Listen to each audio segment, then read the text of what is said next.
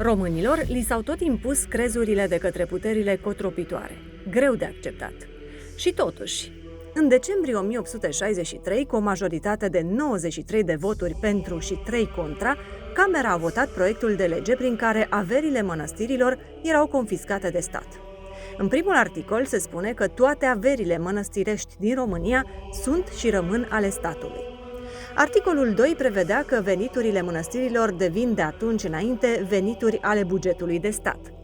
A fost o lovitură istorică primită de Biserica Ortodoxă din partea noului domn Alexandru Ioan Cuza.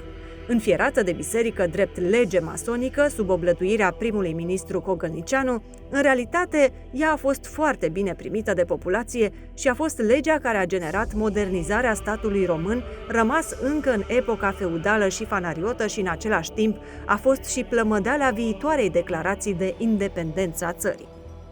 Poate puțin știu că legea confiscării averii bisericii a fost singura reformă a lui Cuza care nu s-a lovit de nicio împotrivire nici din partea oamenilor politici ai vremii, nici din partea poporului. Era considerată o încurcătură, o daraveră seculară, după cum i-a spus istoricul Ade Xenopol în lucrarea Domnia lui Cuza Vodă, apărută la Iași în 1903. Înaintea lui Cuza și alți domni încercaseră să-i găsească rezolvarea. Alexandru Ilieș, Matei Basarab, Ioniță Sandu Sturza și Gheorghe Bibescu o avuseseră în vedere. Cercetând vechile acte, s-a refăcut istoricul problemei. Începând din secolul al XIV-lea, domnitorii țărilor române au înstrăinat unele dintre ctitoriile lor interne, împreună cu veniturile lor, punându-le sub ascultarea canonică a patriarhiilor de la Constantinopol, Ierusalim, Antiohia și Alexandria, precum și a mănăstirilor de la muntele Athos din peninsula balcanică și din Orientul creștin. Astfel, aproape un sfert din terenul agricol al țării, 27,69% în țara românească și 22,33% în Moldova, erau în posesia mănăstirilor, iar o mare parte din veniturile lor intrau în bugetele altor țări, mai exact de pe 12,6% din țara românească și 10,17% din Moldova erau înstrăinate, ceea ce era foarte mult. Ostilitatea Imperiului Țarist, a Greciei și a Imperiului Otoman spune mult în privința aceasta. Motivele pentru care sultanul s-a plasat de partea călugărilor au fost sintetizate de Constantin Giurescu. Poarta apăra pe acești ierarhi. Erau nu numai supuși ai ei, dar și un izvor apreciabil de venit, atât pentru vistieria statului, cât și pentru demnitarii turci.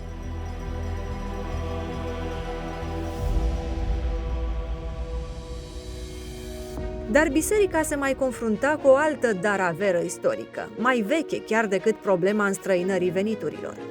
Istoria crezului și apartenenței este una cel puțin la fel de complicată ca și cea a veniturilor înstrăinate. Nu crezi? O scurtă istorie.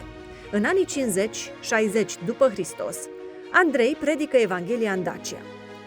106. Traian cucerește Dacia. La plecare, în anul 275, în urma retragerii aureliene, ne lasă în sfera de influență a creștinismului latin. În secolul al IV-lea, biserica intră sub influența creștinismului grec, sub autoritatea patriarhului de la Constantinopol.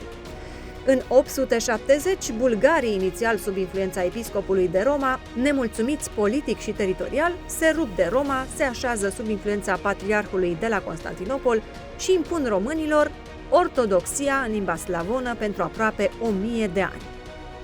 În anii 1400-1500, la sate, o mulțime de preoți aveau copia numai în legătură cu fiscul. Între anii 1711-1821, Valahia și Moldova își primesc domnitorii dintre fanarioții greci, numiți de sultan, iar veniturile mănăstirilor alimentează și visteria sultanului. În 1701, românii din Ardeal vor drepturi să devină catolici și o mare parte au acceptat, pentru ca în 1948 procesul să fie invers.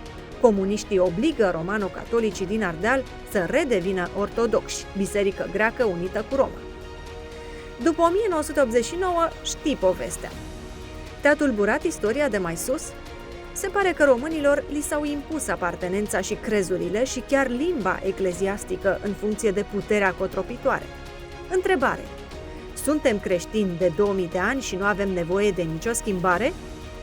Nu cumva ne-am schimbat de atâtea ori în funcție de direcția de unde a bătut vântul?